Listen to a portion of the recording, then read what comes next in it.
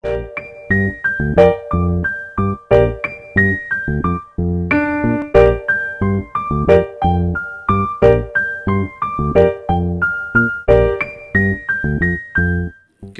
darles a todos ustedes la bienvenida ya a la segunda parte de la primera jornada del 15º Seminario sobre Patrimonio Cultural, Patrimonio y Territorio. A continuación vamos a presentar la mesa La configuración del territorio chileno, que abordará la construcción del territorio nacional a partir de la geografía y los procesos políticos, legislativos e históricos. La mesa está integrada por Rafael Sagredo, director del Centro de Investigaciones Diego Barros Arana, de la Dirección de Bibliotecas, Archivos y Museos DIVAM, y Alejandra Vega, académica de la Facultad de Filosofía y Humanidades de la Universidad de Chile. Les comentamos que por razones de fuerza mayor no pudo estar con nosotros el señor Luis Eduardo Taller, quien nos presenta sus excusas y agradece su comprensión. A cargo de la presentación y moderación de esta mesa estará el señor Volker Gutiérrez, presidente de Cultura Mapocho.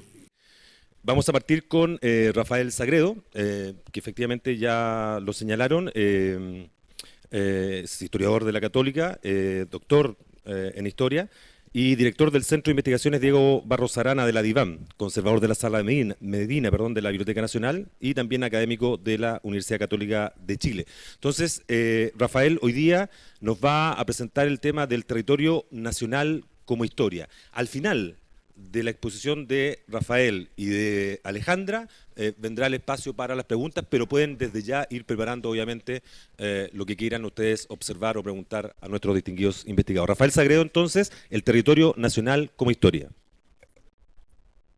Buenas tardes a todos, a nuestros invitados extranjeros, bueno, a las autoridades, por supuesto, académicos, a la DIVAM que nos invita y que convoca a este seminario. Y bueno, a quienes están en el mundo viéndonos por internet y aquí en la sala, que está bastante más temperada que en la mañana, a propósito de territorialidad y cosas así. Bueno, esta mesa tiene como título La configuración del territorio chileno y quiero agradecer a Delia Pizarro de la DIVAM que me invitó a participar en este tema. En un tema que cuando me invitó yo dije, qué inédito que en Chile a alguien se le ocurra que se puede hablar de configuración del territorio chileno. ¿En qué sentido? En el sentido de que tengo la impresión de que en Chile el territorio como que no tiene historia. Tenemos un territorio dado, este que va de norte a sur, de cordillera a mar, que se refleja en una cartografía, ya lo vamos a ver, en representaciones geográficas, y cuando uno ve un mapa de Chile de hoy, de ayer, de anteayer, de hace 100, 50 años, sigue siendo el mismo territorio. Entonces el territorio como que no cambia, que no tiene dinamismo, no se transforma, no tiene vida. Y bueno, y tiene, obviamente tiene. Y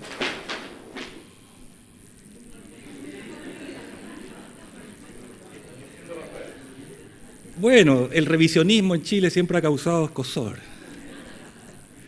No a la DIVAM. El territorio al final resulta ser como... Se naturaliza el territorio, fíjense.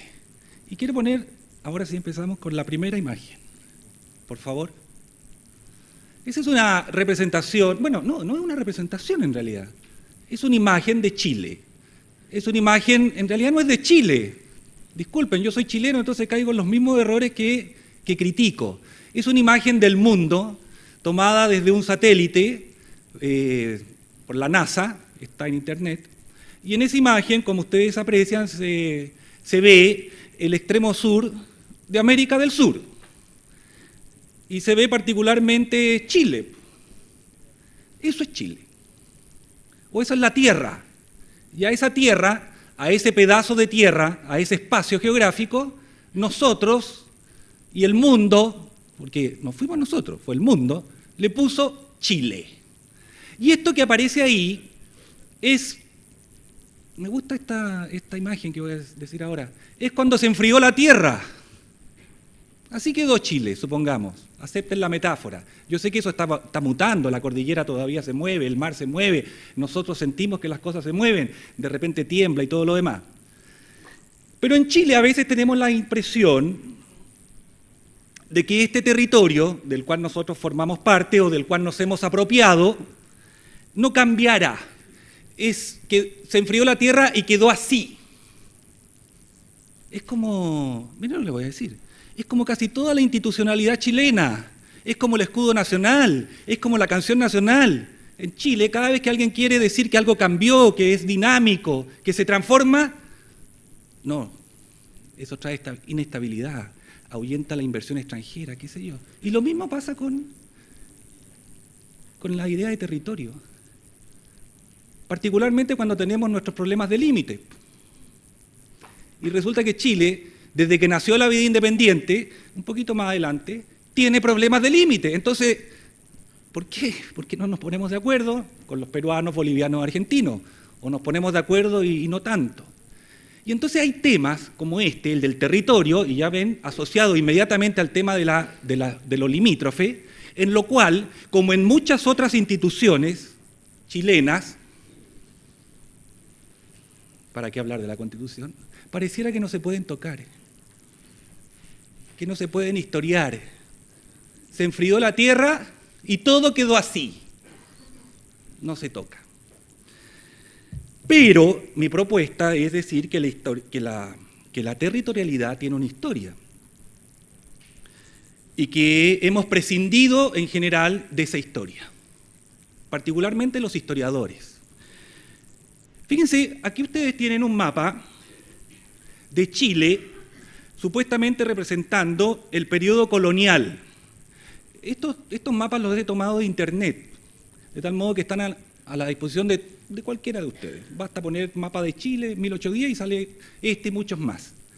Pero este me parece un buen ejemplo de lo que quiero explicar. Aquí tienen ustedes Chile en 1810, o antes, Chile colonial. Y aquí tienen un Chile de hoy. Más allá de la forma en que están representados, el Chile de hoy, con el Chile de ayer, de hace 200 o más años, es esencialmente el mismo. ¿En qué sentido? Particularmente en lo que dice relación con los límites de Chile. Pero no solo con los límites.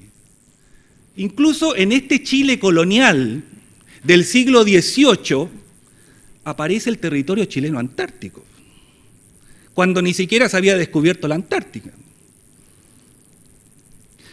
Y esto es lo que nosotros, como chilenos, aprendemos en el sistema escolar, incluso en el sistema universitario, en los mapas de los atlas, etcétera, etcétera.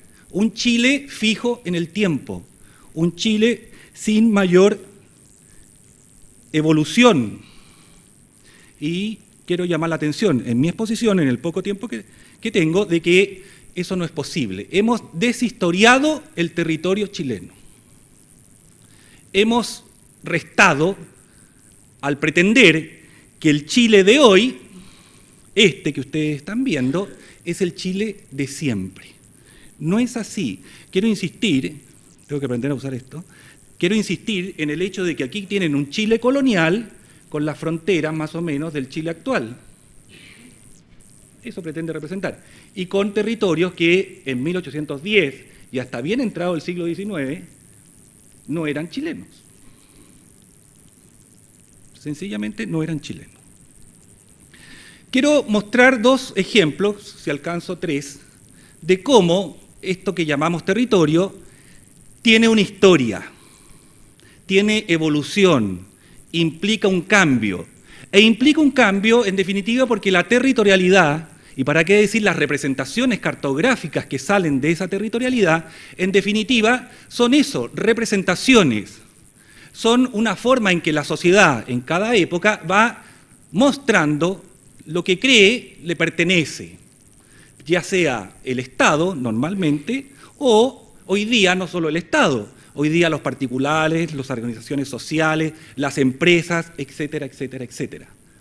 Los mapas, además, no son solo hechos por los estados, que ejercen soberanía sobre los territorios, son hechos también por otras instituciones, son hechos por académicos, y por lo tanto lo que nosotros entendemos como Chile hoy no necesariamente es lo que en cualquier otro lugar del mundo representan como Chile hoy.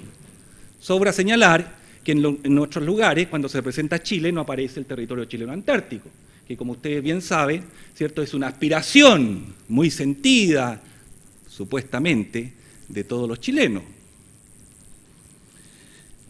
Cuando uno ve la cartografía colonial, este es un mapa de fines del siglo XVIII, se puede apreciar que el mapa de Chile es bastante diferente de lo que nosotros entendemos por el Chile de hoy. Esta carta esférica del Reino de Chile, aquí está ampliada. Pero ¿qué quiero mostrar? Que si uno aprecia la época colonial y muchos de los mapas de la época colonial, no todos por supuesto, lo que uno ve es que los españoles, que eran quienes poseían, dominaban este espacio que hoy día llamamos Chile, en las representaciones cartográficas están muy interesados en todo lo que dice relación con el litoral, con la costa, con los puntos que para ellos son fundamentales en función del plan de defensa de España frente a la amenaza, potencial amenaza, agresión de ingleses, franceses, rusos, norteamericanos, los cuales para entrar al Pacífico utilizaban el Cabo de Horno y una vez que entraban al Pacífico tenían necesidad de algún puerto o alguna recalada, una aguada o un lugar donde guarecerse. Entonces la cartografía española del siglo XVIII en particular, de la segunda mitad, cuando representa cartográficamente lo que llamamos nosotros Chile, lo representa de esta manera. Una costa, una larga costa en donde se marcan, aquí no se aprecia bien, pero les puedo garantizar que están, ahí se ve mejor, los lugares potencialmente objeto de amenaza. Como ustedes aprecian, es un Chile muy angosto. Porque si ustedes creen que el Chile de hoy es angosto, de Cordillera Mar apenas, promedio 120, 130 kilómetros, ese Chile representado por la cartografía colonial es más angosto todavía. Y es más angosto porque, como insisto, a los españoles no les interesa lo que está pasando al interior. Gracias. Les interesa lo que puede pasar en la costa. O sea, en función de la política imperial, la representación cartográfica, la organización del territorio, lo que yo concibo como Chile, no es lo que nosotros vimos en la primera diapositiva, ese Chile mirado desde arriba, inamovible aparentemente, ese Chile geológico, ese Chile geográfico de la muy larga duración. Es este Chile que estamos viendo acá. Otra forma de representar que tienen los españoles es este tipo de mapa, o sea, un mapa horizontal de un determinado territorio. En este caso, el camino que va entre Valparaíso y Buenos Aires. Pero así como existe este mapa que uno tiene, para el caso chileno, en este mapa, como eje horizontal, el río Aconcagua, existen también para el Norte Chico, la zona de La Serena, existen para el río Maule, existen para el río Biobío, e incluso existen para la zona de Valdivia. Mapas horizontales que reflejan un camino, una ruta comercial normalmente, muchos mapas que si uno pudiese ordenar de norte a sur se presentan así, pero que no necesariamente están conectados unos con otros.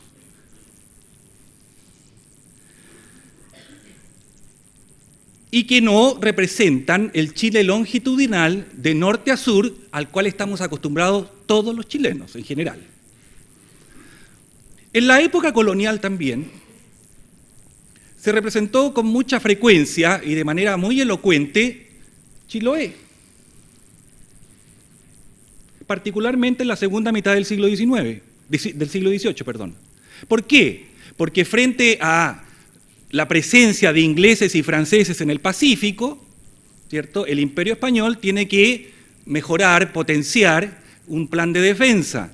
Y un plan de defensa del Pacífico implica conocer acabadamente el Pacífico Austral, el Pacífico Sur. Y la primera puerta de entrada o el primer punto de contacto con población española es Chiloé. Y entonces la corona, Carlos III, Carlos IV, manda, por ejemplo, a José de Moraleda a cartografiar, a estudiar Chiloé. Y hay muy buenos mapas de toda la zona del archipiélago de Chiloé. algunos mejores que todo el resto de lo que nosotros llamamos Chile, particularmente la carta esférica.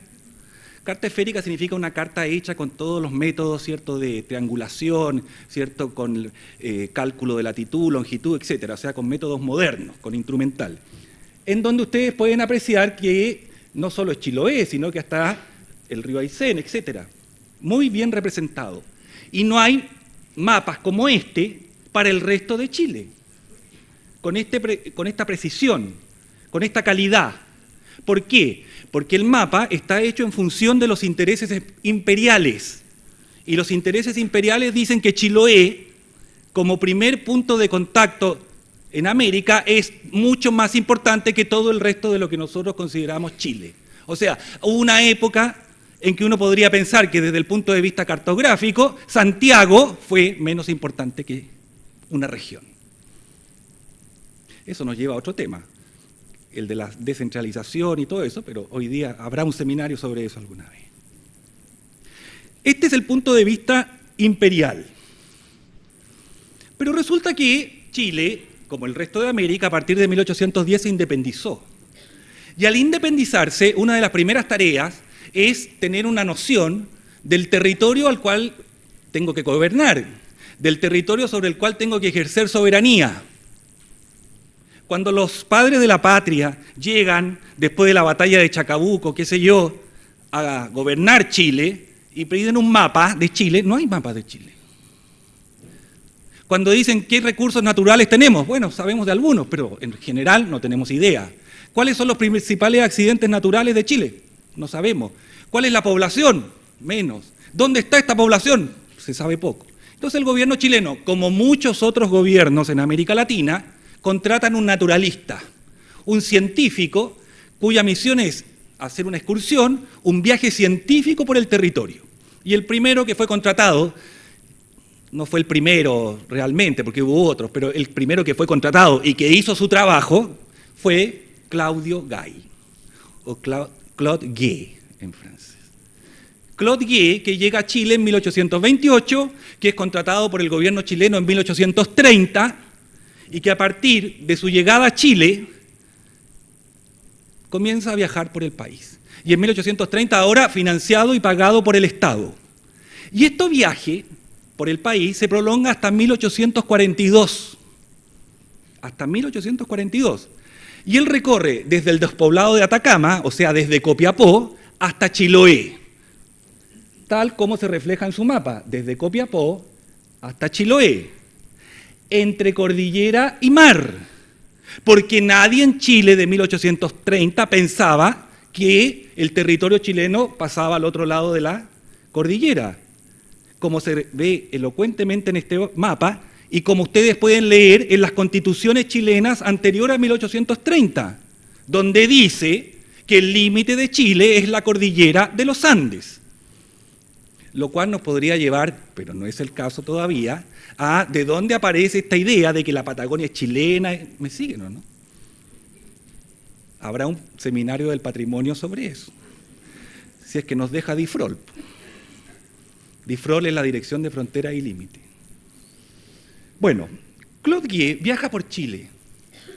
Y al viajar por Chile, él no solo puede describir las especies vegetales, las especies animales, 8 tomos de zoología, su historia física y política de Chile, 8 tomos de botánica, sino que además, como viaja, va conociendo a la gente, es recibido, conoce de tradiciones, conoce de folclore, conoce de todo eso que llamamos identidad, historia.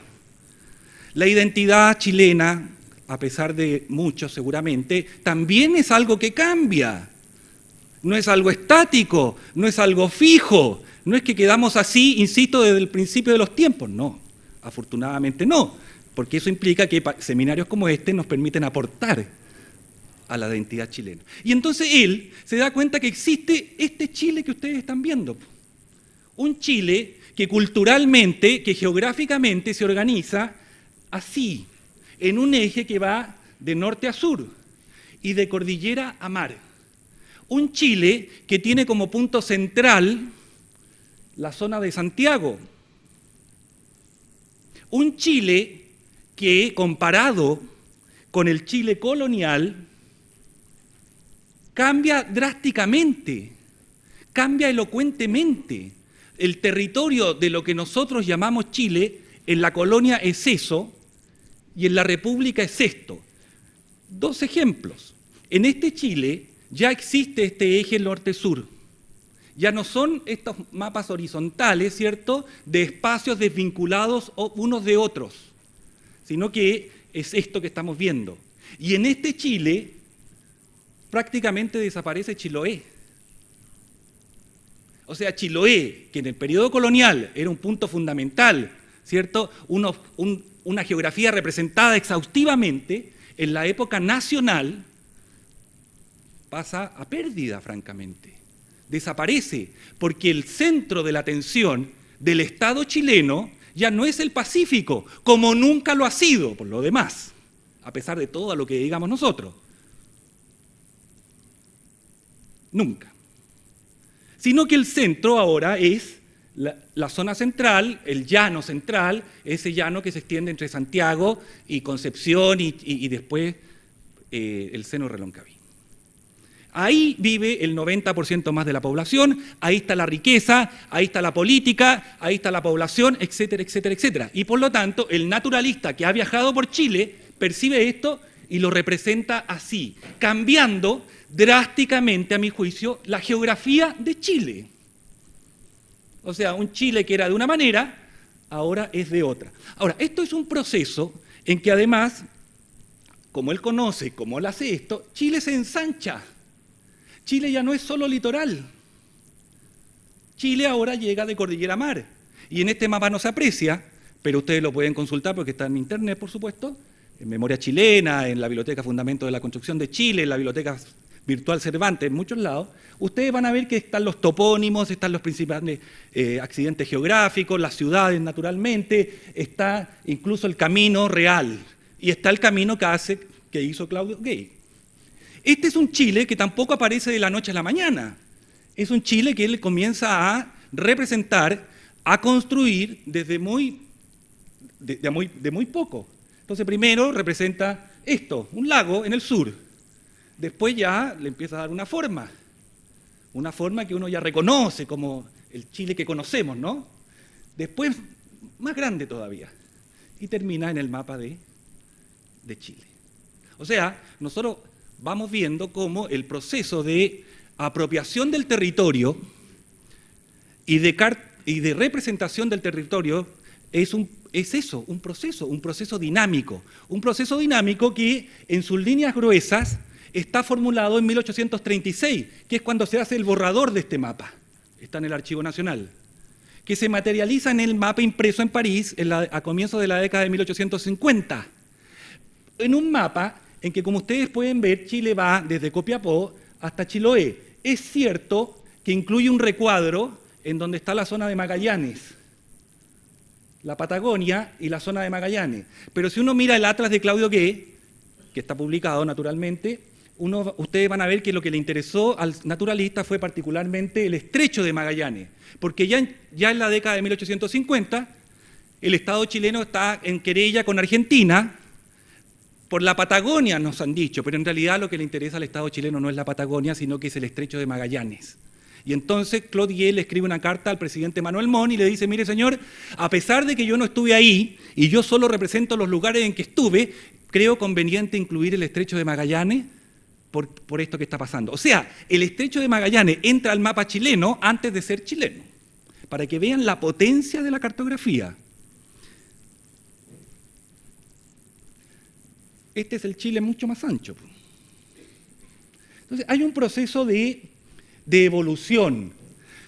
Un proceso de evolución que, junto con mostrar el Chile tal cual nosotros lo conocemos hoy, comienza a difundirse. Y entonces los mapas que vienen después, hasta el día de hoy, muestran este Chile con el desarrollo longitudinal. Este es Claudio Gay. Quiero terminar señalando dos o tres cosas. Aquí tenemos al científico, al geógrafo, al naturalista, al historiador, porque si yo hago la geografía de Chile y delimito cuál es Chile, inmediatamente surge la necesidad de hacer una historia de ese territorio.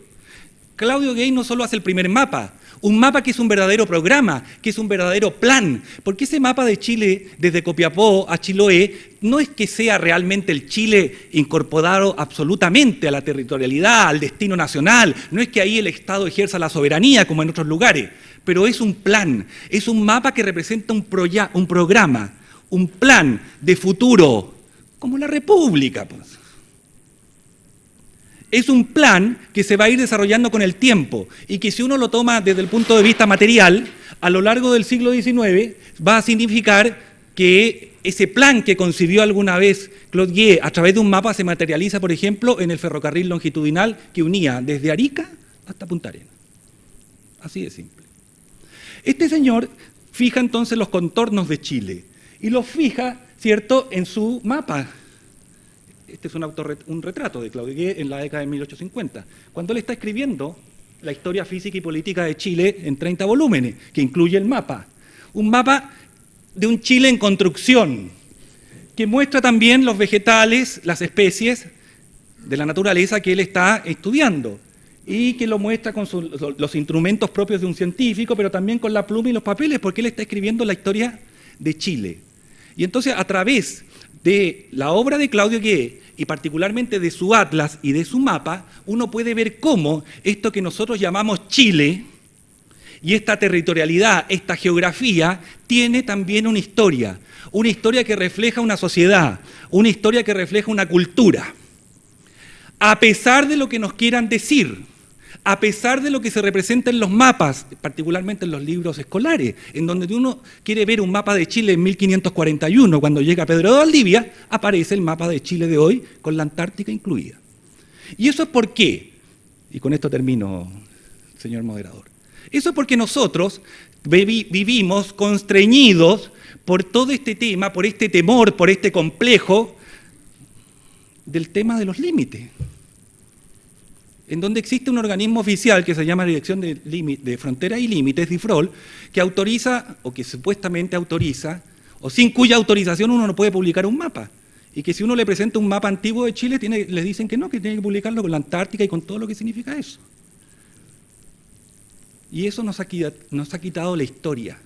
Y al quitarnos la historia, nos quita la comprensión de nuestra historia. Esto no es una cosa inicua, no es una cuestión de especialistas, no es una cuestión de los académicos, de las universidades, etc. Esto es una cuestión muy importante, el tema de la territorialidad, el tema del espacio y el tema de las representaciones, porque está unido a dos cuestiones fundamentales. A la organización del territorio, en primer lugar. O sea, para el caso chileno, a las divisiones político-administrativas. Y las divisiones político-administrativas, las provincias en su momento y las regiones hoy, son fundamentales no solo como un tema de descentralización, no solo como un tema económico, son fundamentales por un tema de representación ciudadana, de la división provincial, de la división municipal, como todos bien sabemos, sale nuestra representación al Congreso Nacional. Ahí es donde se divide, se reparte el poder en los representantes que cada unidad territorial tiene. Yo quiero que ustedes proyecten sencillamente lo que significa para un sistema político el que creamos que el territorio es fijo, inamovible, que no se mueve, que no cambia, etcétera, etcétera, etcétera. Muchas gracias. Corresponde ahora entonces a Alejandra Vega realizar su presentación. Ella ha titulado justamente Los Andes en la configuración del territorio de Chile, huellas y herencias. Eso durante 25 minutos. Aprox nos va a presentar entonces, reitero, la profesora de la Universidad de Chile, Alejandra Vega Palma. Buenos días a todos, buenos días todavía. Muchas gracias a las personas que organizaron este evento, gracias a ustedes por estar aquí.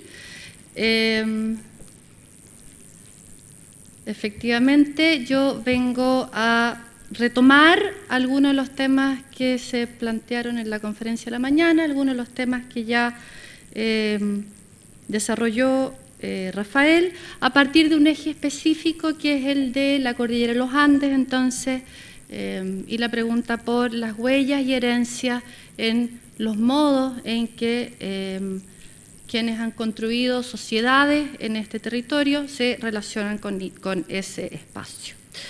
Entonces, yo quiero plantear mi acercamiento a esta pregunta por la configuración del territorio en la intersección de dos cuestiones que me parecen relevantes y relacionadas, ¿verdad? Por una parte, los elementos que efectivamente dan forma al territorio, que permiten o que nos permiten, por ejemplo, hoy día identificarlo, describirlo, reconocerlo. Pero al mismo tiempo la pregunta por los medios y las condiciones, es decir, de alguna manera por el conjunto de factores que han intervenido en la fijación de estos elementos.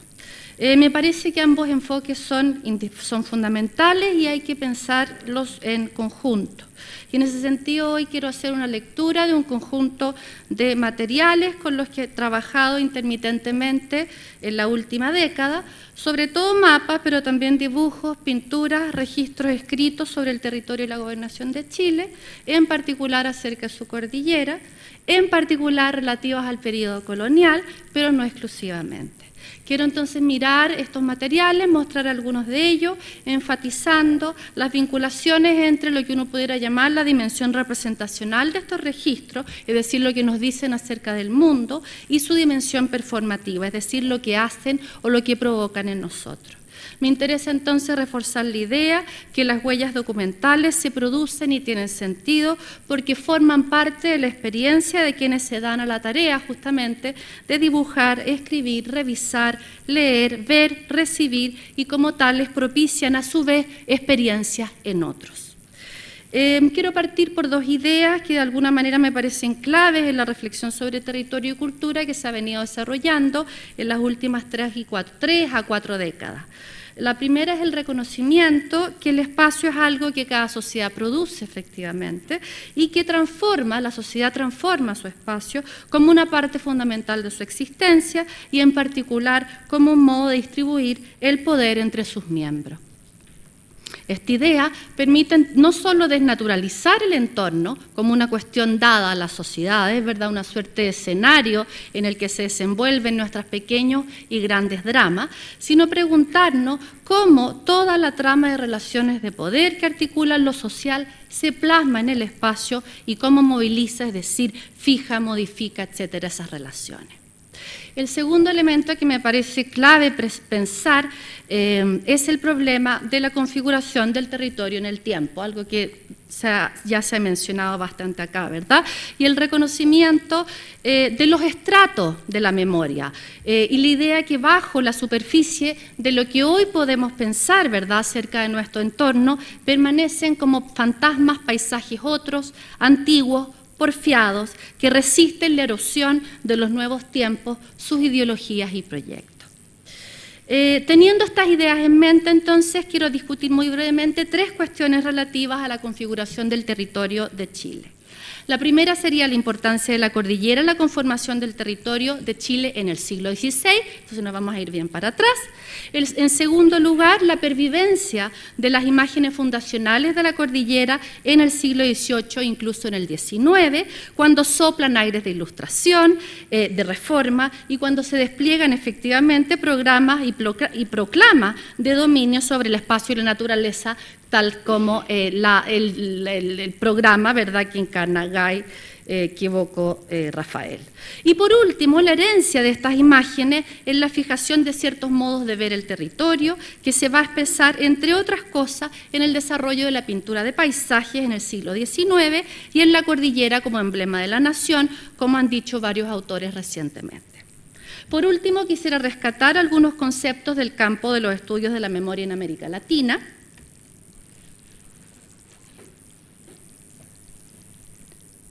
Más lento para traducción. Bueno, por último, quisiera rescatar... No, perdón, voy a tomarme en serio. Por último, quisiera rescatar algunos conceptos del campo de los estudios de la memoria en América Latina. Entonces, memoria emblemática, memoria en fragmentos y luchas por la memoria para resituar el problema de los relatos que hoy circulan y se validan en relación con el territorio de Chile. Entonces, sobre mi primer tema, la configuración del territorio de Chile en el siglo XVI y la importancia de la cordillera. Lo primero que habría que aclarar es que la configuración temprana del territorio de Chile no puede ser entendida, ¿verdad?, mirando desde adentro o para adentro, sino que hay que extender, abarcar un contexto más amplio en la medida que efectivamente el territorio de Chile, ¿verdad?, se creó desde un espacio posteriormente reconocido como metropolitano y en cualquier caso como parte del proyecto de dominio hispano en el continente americano. Entonces, antes de que haya Chile, lo que hay es el mapa mundi que inscribe el territorio de la América Meridional en un espacio general. Este es un mapa 1534, anónimo, producido, dice la cartela, por un piloto de Su Majestad Cesárea en Sevilla, ¿verdad?, vinculado a la Casa de Contratación. De modo que en el discurso de la expansión colonial, Chile antes de Chile es ya un territorio dotado de ciertas características por estar inserto justamente en una unidad territorial mayor. Un segundo mapa del contexto de la Casa de la Contratación, ¿verdad? No voy a saltar ese mapa, vamos a quedarnos con este. Publicado en 1548, donde vemos que efectivamente, antes que haya Chile o junto con Chile, hay un continente ubicado en el hemisferio sur, bañado por la Mar del Sur y la Mar del Norte y atravesado por la Sierra Andina, que a modo de columna vertebral algo desplazada, recorre el espacio americano. Y esto es fundamental, entre otras cosas, por lo que decía Rafael, ¿verdad?, porque Chile es parte de un espacio de circulación marítima global. En este marco, entonces, se asumió que la cordillera de Chile compartía con el resto del espacio cordillerano ciertas características que se fueron precisando desde las primeras décadas del siglo XVI. Su condición mineral, depósito de riquezas de oro, plata, cobre, azogue, sal, yeso y otros. Su gran altura y sus picos nevados, origen de los grandes ríos americanos. Sus volcanes y aguas termales vinculadas con terremotos y diversos fenómenos meteorológicos. Este cuadro general, entonces, que permitía describir la cordillera americana, se fragmentaba en paisajes y territorios diversos al ritmo de la conformación de las sociedades coloniales, regionales y locales. En el caso de la cordillera de Chile, a lo largo del siglo XVI, se fijan importantes rasgos de su fisonomía particular, rasgos que van a ser actualizados y reinscritos en la cultura colonial posterior. En primer término, la evocación de la cordillera, y vuelvo a un tema tratado por Rafael también, como límite del territorio de Chile, pese a la delimitación jurisdiccional efectiva establecida por cédula real 100 leguas al oriente de la costa del Pacífico. Este es un atlas con el cual yo estudié en tercero o cuarto medio, ¿verdad? Atlas de Historia y Geografía de Chile, creo que se llama, donde muestra efectivamente la extensión abstracta de las jurisdicciones coloniales concedidas en la primera mitad del siglo XVI.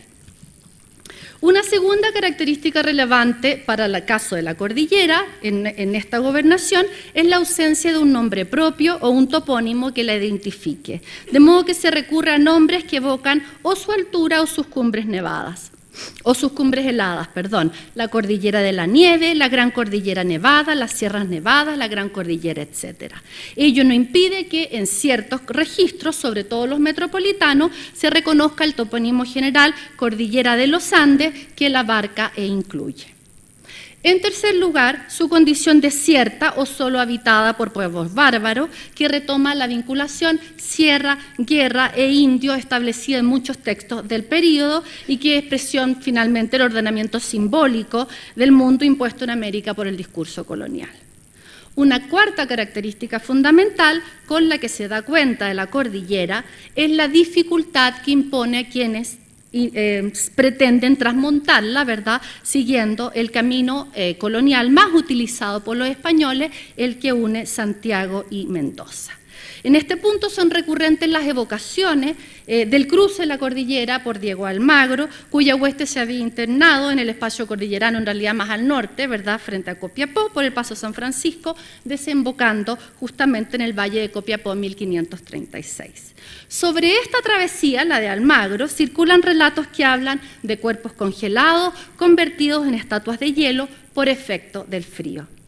La travesía de Almagro funciona como metonimia, como una suerte, ¿verdad?, de condensación del sufrimiento producido por el excesivo frío al que enfrentan quienes recorren los pasos cordilleranos por los Andes en la gobernación de Chile. Relacionado con lo anterior es el hecho que se le atribuye entonces a la palabra Chile una etimología que remite al frío, que se instala ya a mediados del siglo XVI y sobre el cual exista, y respecto de la cual, ¿verdad?, todavía vemos algunos ecos contemporáneos. Dos ejemplos de esta asociación muy rápidamente: un texto que acompaña un pequeño atlas de bolsillo flamenco impreso a fines del siglo XVI, en el que se puede leer: Chile se ubica al sur del Perú en el Pacífico, por la noche puede ser muy helada esta tierra, como prueba la historia del Perú, este frío puede atravesar el corazón de hombres y caballos y congelarlos como piedra. El texto que acompaña, un mapa inglés editado en 1688, también donde leemos: Chile lleva el nombre de uno de sus valles, aunque algunos dicen que se llama así por el frío de las montañas que la rodean al norte y al este. De modo que la cordillera marca tempranamente la identidad territorial de Chile. Su presencia se articula, por cierto, con los otros elementos que dan pie al espacio de la gobernación de Chile: los ríos, el espacio habitado que se reconoce, ¿verdad?, como esta franja larga y delgada que recorre entre el mar y la cordillera, descrito tempranamente como vaina de espada; el espacio transandino cuando se evoca, y la proyección magallánica y el límite, ¿verdad?, desértico cuando aparece también en las representaciones del espacio. Habría que destacar, por cierto, lo hizo ya Rafael, la importancia de la costa, no solo porque permite la comunicación marítima con el resto de los asentamientos del Pacífico, sino que al mismo tiempo porque habilita una mirada desde la costa hacia el interior del territorio, tal como planteó en su momento una geógrafa chilena, Valeria Maino. En relación con lo mismo, la instauración de un punto de vista que organice el espacio, mirando desde el valle hacia la cordillera, de modo que ésta aparece no solo como frontera simbólica del territorio, sino como frontera o borde visual, ¿verdad? Esta condición se expresa en la pervivencia y la representación del territorio en la cartografía, con el este ubicado en la parte superior del plano cartográfico. Esto es un mapa de cerca de 1575 que va a ser reimpreso, entonces es el mismo mapa reimpreso en 1601, les dejo este porque se ve mejor finalmente. Otro elemento fundamental es la presencia de los ríos como articuladores del espacio, en sentido entonces este-oeste efectivamente, conformando, y tomo la expresión de Andrés Núñez, ¿verdad?, un país de los valles, que es un elemento que también destacó Rafael recientemente. Respecto a este país de los valles, entonces, donde está arriba la cordillera, en este caso una cordillera volcánica más que nevada, y abajo el mar, estructurada en base a los ríos, efectivamente, que corren en sentido este-oeste. Aquí hay dos ejemplos de mapas coloniales tardíos. Aquí también nuevamente la cordillera y el río que articula el espacio. Quisiera pasar ahora al segundo punto de mi argumento, que es la pervivencia de estas imágenes fundacionales asociadas a la cordillera con el espacio, no sé dónde voy. La pervivencia de estas imágenes fundacionales asociadas a la cordillera en el siglo XVIII, entonces justamente cuando soplan aire de ilustración y se despliegan proclamas de dominio sobre el espacio y la naturaleza. En la configuración del territorio de Chile y en particular en la relación con el espacio cordillerano, las reformas borbónicas y las transformaciones en la cultura que se reconocen como expresión de la Ilustración producen efectos importantes. Se manifiestan, por ejemplo, en el interés por catalogar con mayor detalle la riqueza minera y vegetal de la cordillera, Se vuelve una vez más a pensar las relaciones entre volcanes, aguas termales, vientos y terremotos. Se identifican y describen numerosos pasos cordilleranos. Se acondiciona el camino que va de Santiago a Mendoza, mejorando el trazado a la salida de San Felipe y construyendo un nuevo puente. Y se levantan con cal y ladrillo, ¿verdad?, una serie de garitas llamadas casuchas en la parte más alta de la cordillera para el resguardo de los correos.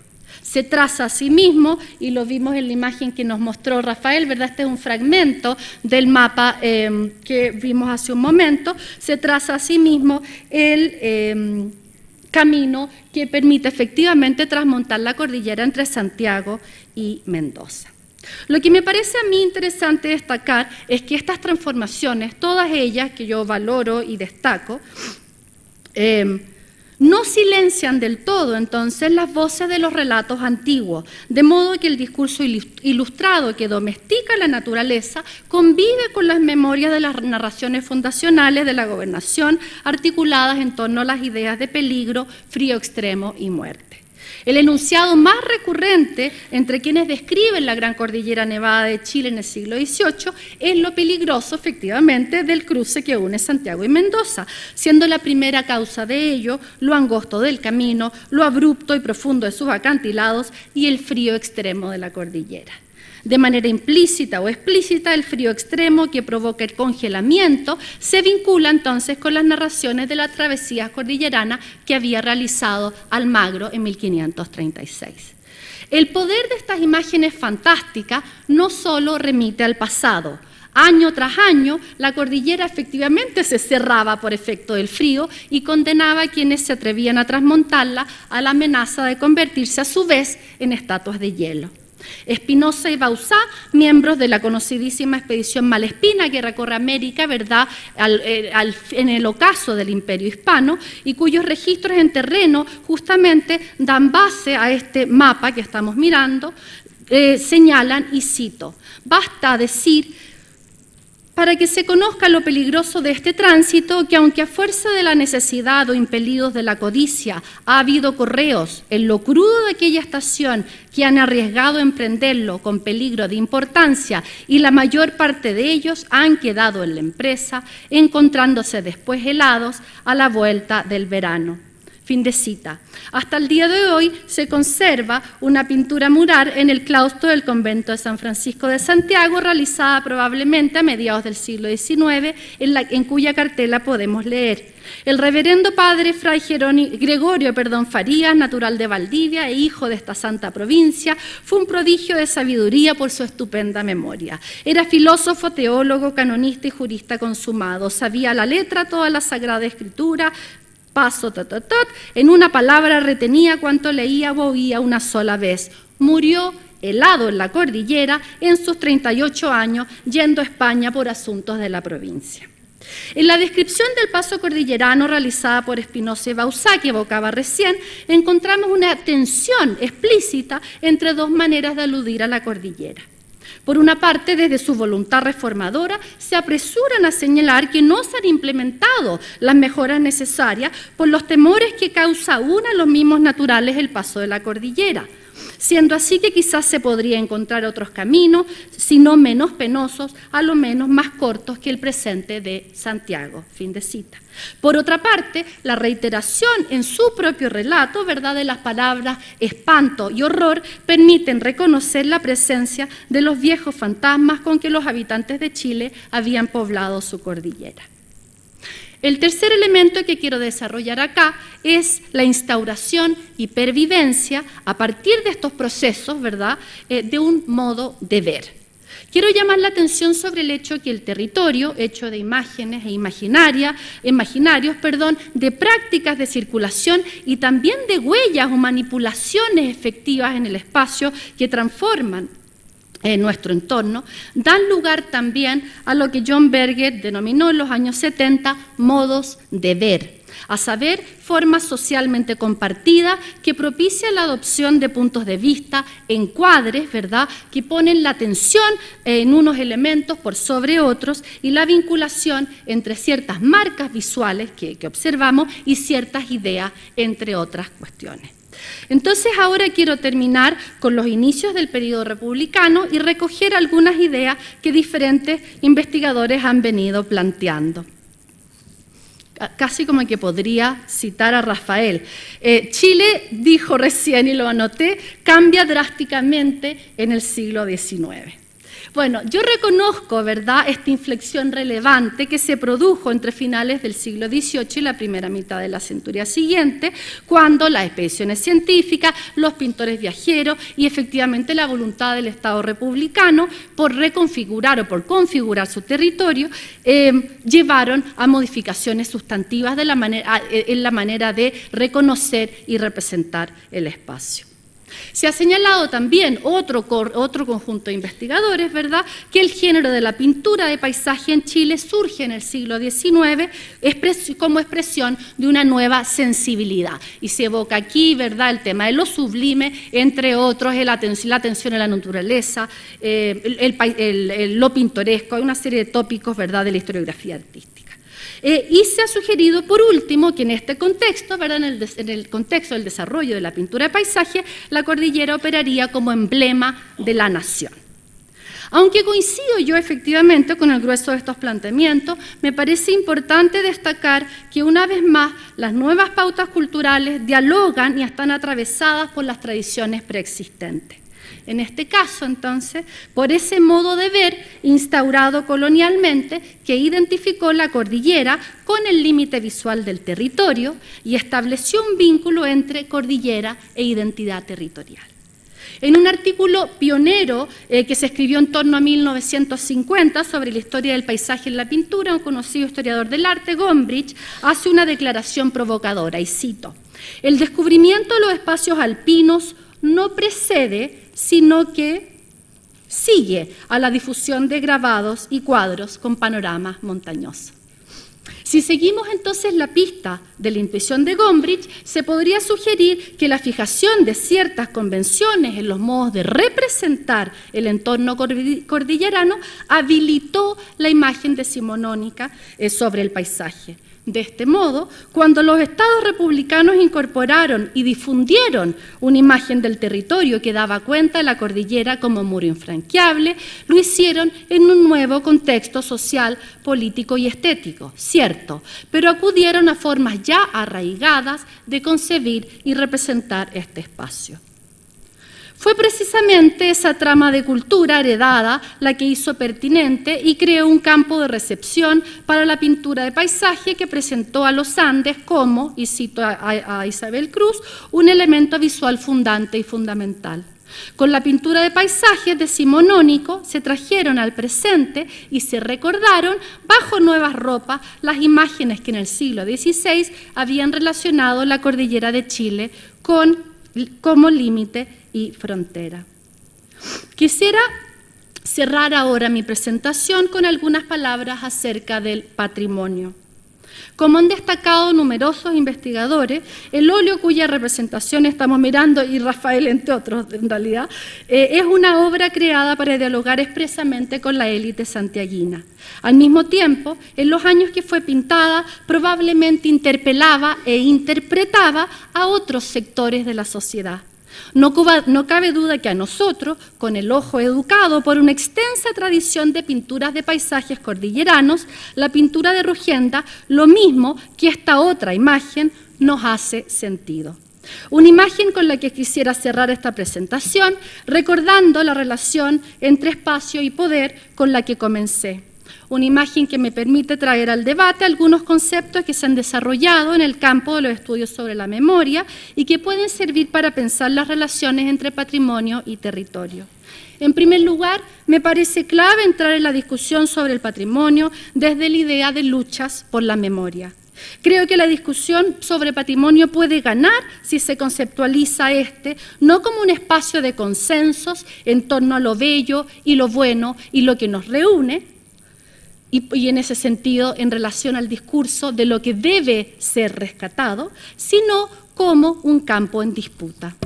En mi propio ámbito de investigación, el del territorio y la cordillera, son muchos los relatos fragmentarios que permiten reconocer que junto a las ideas predominantes que he identificado y que he tratado de, ¿verdad?, comunicarles, circulaban también otros modos de pensar y vivir la cordillera, desde el propio siglo XVI para adelante. Otros modos de pensar y vivir que involucraban, por ejemplo, a las sociedades indígenas que se adaptaron a la invasión hispana y que tenían sus propias rutas y sus propias prácticas de montaña, a los vaquianos que recorrían los pasos cordilleranos detrás del ganado de los hacendados, a los buscadores de sal o de oro. Para pensar las relaciones entre patrimonio y territorio, sugiero recuperar también los conceptos desarrollados por Steve Stern en relación con un problema totalmente diferente, el del pasado político reciente de Chile, ¿verdad? El concepto de memoria emblemática que da cuenta de aquellas narraciones compartidas por el colectivo y que ocupan un lugar destacado en el espacio público, ¿verdad?, como esta compañía chilena de fósforo llamada Los Andes, y el concepto de memoria en fragmentos que apela al repertorio de experiencias que nos constituye a cada uno de nosotros como sujetos que nos reconocemos a partir de historias que no siempre encuentran eco en los relatos colectivos. Creo que ese es un buen lugar desde el cual pensar las relaciones entre territorio, cultura y patrimonio. Gracias. Queremos agradecer las exposiciones presentadas por el señor Rafael Sagredo y por la profesora Alejandra Vega. A continuación les vamos a invitar a ustedes a entregar a nuestras asistentes las preguntas de manera escrita para que puedan ser entregadas a nuestros expositores en esta mesa que es moderada por el señor presidente de la Cultura Mapocho, don Volker Gutiérrez. Ya pues, entonces esperamos que lleguen esas preguntas para Rafael y Alejandra. No es con micrófono, ¿no? Nada. Es papel. O sea, vamos a hacer un coladero. Están reuniendo las preguntas, Volker. Ahí. ¿Hay algunas ya? Sí. Sí, perfecto. Muchas gracias. Dos, tres. Vamos a tratar de agrupar, obviamente. Hay una específica que para Alejandra Vega. Hay una que es para mí. Profesor Sagredo, para ambos. Vamos a partir por acá. Voy a tratar de entender. Me parece una técnica, muy técnica, la concepción de territorio en cuanto a geografía. Pero me gustaría que... Alejandra, tú eres más joven, ¿me puedes ayudar?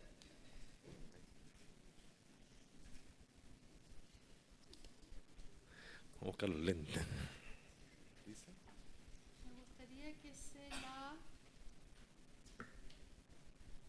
no sé. Es la idea del territorio en cuanto a cultura y desarrollo, es decir, traspasar lo geográfico y hablar del territorio como cultura y desarrollo de vida en este. En este sentido, pregunto, ¿cuál sería el aporte a la configuración de este territorio de los pueblos originarios? ¿Se hablaba de territorio en el Chile precolombino?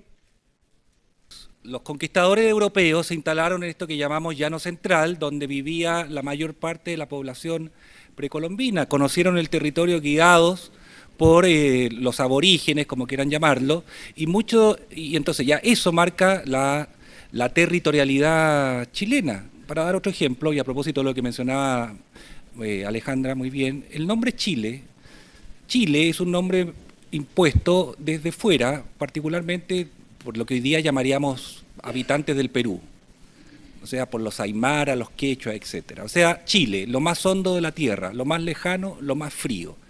O sea, con esos dos ejemplos, creo yo, y podríamos dar otra serie, se muestra que la construcción del territorio no es solo del europeo, no es solo de los chilenos de hoy, sino que es una cosa que viene desde tiempos inmemoriales. Tienes que pagar allá. Ya, yo lamento que si es que algo de lo que dije pudiera hacer pensar que yo creo que el territorio es solo geografía, porque creo que traté justamente de poner por delante la idea que para pensar el territorio tenemos que pensar en una trama compleja, ¿verdad?, que vincula sujetos, sus relaciones sociales, su inscripción en el espacio, sus modos de transformar ese espacio, los modos en que esas transformaciones que efectivamente operan y que quedan como huella van impactando en las sucesivas generaciones, cómo esas sucesivas generaciones tienen otras ideas y otros modos de reconocerse a sí mismos y de pensar, por lo tanto, su entorno. Y justamente en ese sentido, ¿verdad?, una mirada estrecha, pensada de la geografía más a la antigua, porque hoy día un geógrafo podría responderme incluso esa mirada, esa descripción que tú estás haciendo del campo de la geografía como lo seco y lo dado tampoco corresponde. Entonces, como primer punto de entrada, no estoy muy de acuerdo con el planteamiento que encabeza la pregunta.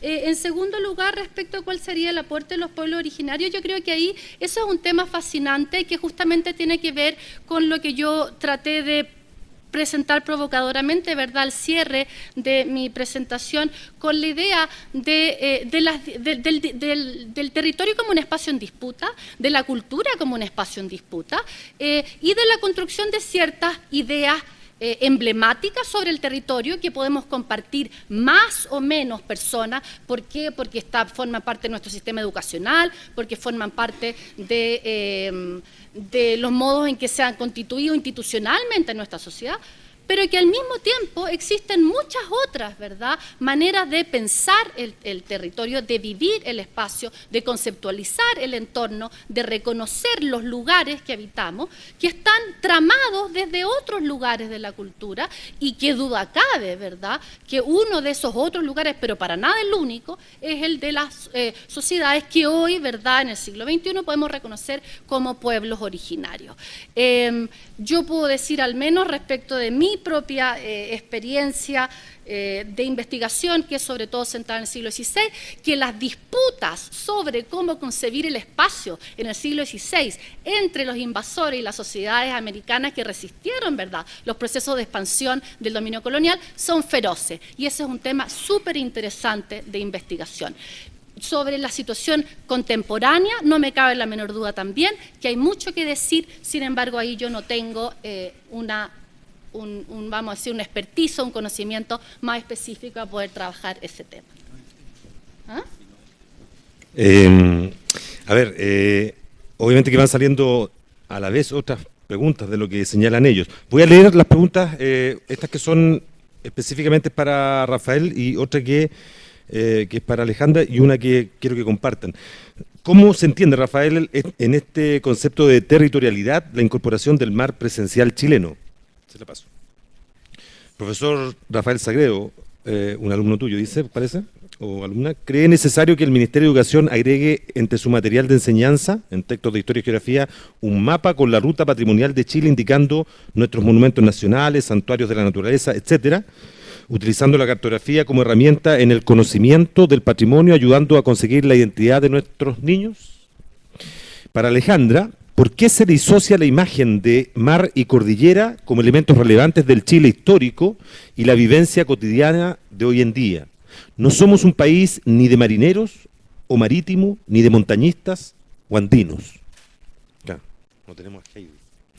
Y para ambos, ¿qué responsabilidad, quiero que compartan, responsabilidad, es fuerte eso, qué responsabilidad da a los historiadores en el entendimiento y comprensión de la historia de Chile y por ende a la formación que reciben ellos, los historiadores? Gran tema. Por favor, ¿se reparten?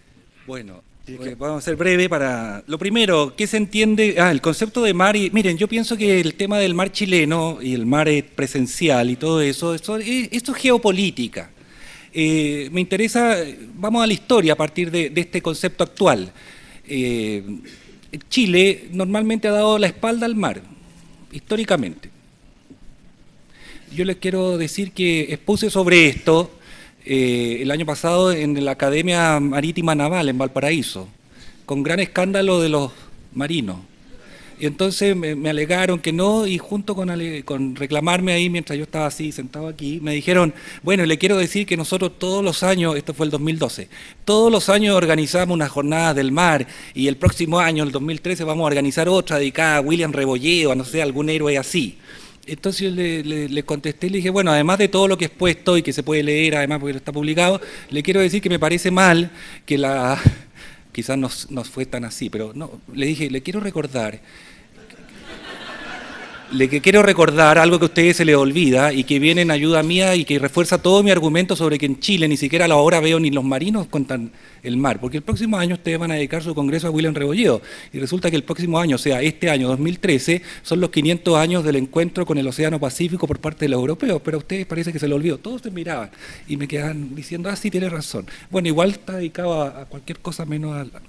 Quiero decir que el mar, por una cuestión geográfica, por una cuestión histórica, por una cuestión ambiental, nos es ajeno, porque desde los pueblos precolombinos hasta el día de hoy, o sea, nosotros mismos hemos vivido en este valle central, un valle central que está separado del mar no por la distancia, sino que por la cordillera de la costa. Hoy día hay túneles, hay todo esto, pero esto hace 50 años y menos. Históricamente nada. Segundo, el mar es un mar hostil para el chileno, es un mar que como consecuencia de la corriente de Humboldt, que en el fondo es una corriente polar, es muy frío. En la latitud que está situada Chile soplan los vientos del oeste, periódicamente, son esos que traen los frentes de mal tiempo que todos conocemos. De tal modo que el mar siempre ha sido muy poco gratificante. Era una aventura llegar al mar para algo que podía además estar nublado, el mar frío, el mar bravo, el mar brusco, etcétera, etcétera. Cuando uno lee la literatura chilena, los testimonios de generaciones para atrás, mediados del 20 para atrás, la mayoría de la gente que veraneaba, porque no todo el mundo hacía eso, ni mucho menos, es el campo. Y toda esa cultura campesina que pareciera que todo Chile fuera un campo, lo que también es falso, porque solo el 5% del territorio chileno es plano, del cual hay que quitar los desiertos, no queda como el 2%, en donde vivimos, pero ahí vive el 90%, entonces se crean estas imágenes, para que vean, a propósito de todas las preguntas que salen, cómo la geografía, la naturaleza, el ambiente y las condiciones del medio ambiente influyen en la cultura, en los símbolos patrios, en todo lo que nosotros tenemos como chileno, aun cuando, obviamente, quizás no es tan chileno, pero bueno, para nosotros lo es. Y esa es la gracia de la identidad, de la historia, etcétera, etcétera. Entonces, esto en la dictadura se inventó el mar, el mar, unos nombres del mar, entre los cuales está el más presencial, o sea que es un triángulo que va entre el hito de Bisbiri, la isla de Pascua y el Polo Sur. Y se supone que Chile está presente en todo eso.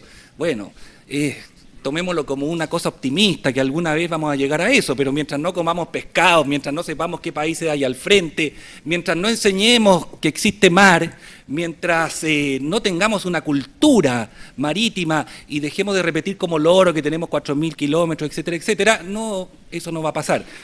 Termino con un dato.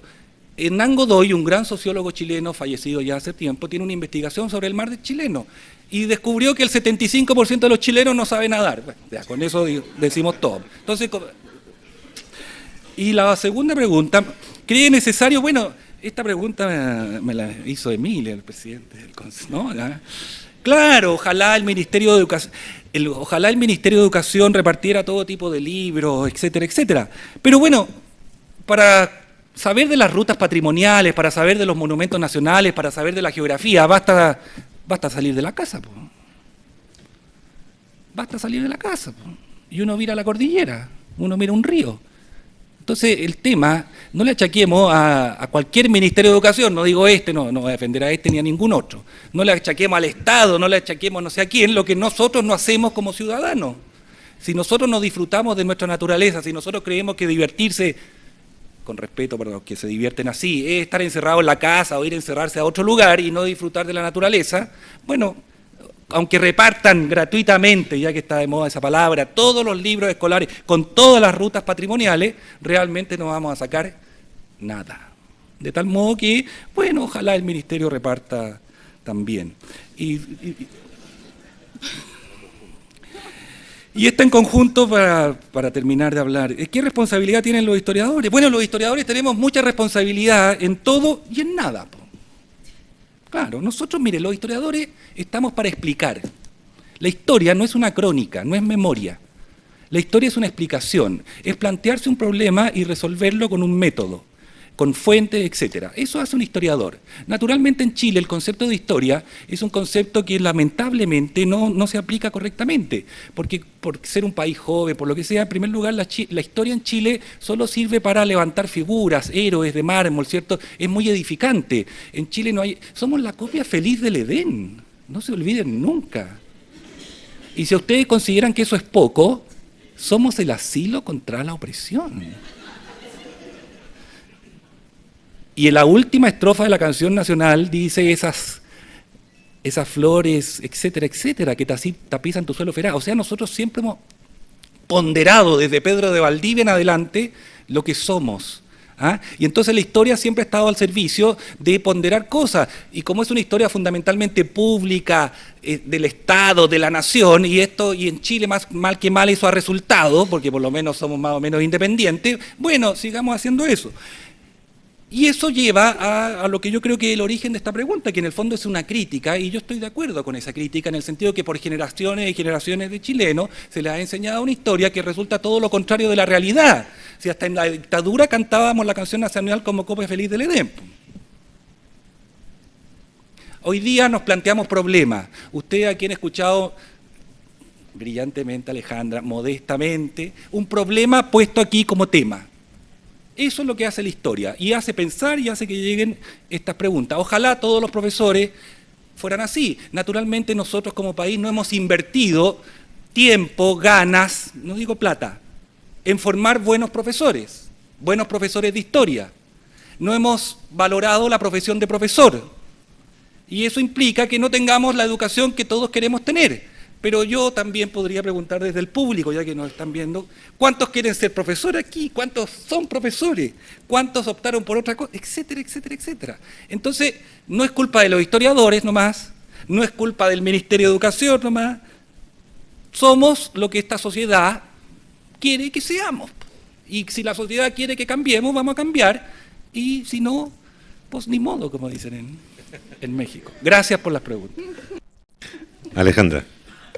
Yo parece que voy a hacer como de... voy a básicamente retomar una cosa que dijo Rafael, porque me preguntaba una persona del público por qué se disociaba la imagen de mar y cordillera como elemento relevante del Chile histórico y la evidencia del Chile de hoy. No somos un país ni de marineros ni de montañistas. Y yo creo que la respuesta... que yo daría es que no me parece que haya que disociar mar y cordillera, sino justamente reconocer cómo la sociedad colonial creó, ¿verdad? O se creó un espacio en el cual desplegar sus relaciones que le daba la espalda al mar y que le daba la espalda a la cordillera. Y eso es parte de nuestra experiencia histórica, pero al mismo tiempo, y yo entonces quiero un poco invertir esta frase, somos un país de marineros y somos un país de montañistas, pero también somos un país, ¿verdad?, de campesinos, también somos un país de mineros, también somos un país de arrieros, y todo eso supone que hay en las vinculaciones, ¿verdad?, y en la construcción de territorialidades de estos distintos sectores, maneras distintas de pensarse y de pensar el entorno, no solo en el presente, sino también históricamente.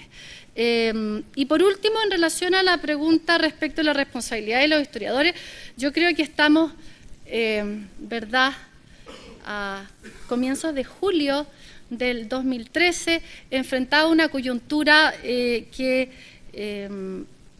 los historiadores, ¿cierto?, las humanidades también, a quienes trabajan desde las ciencias sociales también, quienes trabajan desde el aparato público también, ¿verdad?, enfrentado a unos problemas de proporciones, y cualquiera que no lo vea es porque no está mirando, ¿verdad?, o está ocultando la mirada. Y en ese sentido, ¿cuál podría ser el aporte específico de los historiadores a tratar de levantar y desentrañar un poco la complejidad de las reformas que se requieren y de y al reconocimiento de los desafíos que nos movilizan como sociedad actualmente, yo creo que los historiadores pueden aportar a desnaturalizar, es decir, a reconocer, ¿verdad?, que ciertas ideas y ciertas instituciones que se nos dan y se nos dicen, así es esto.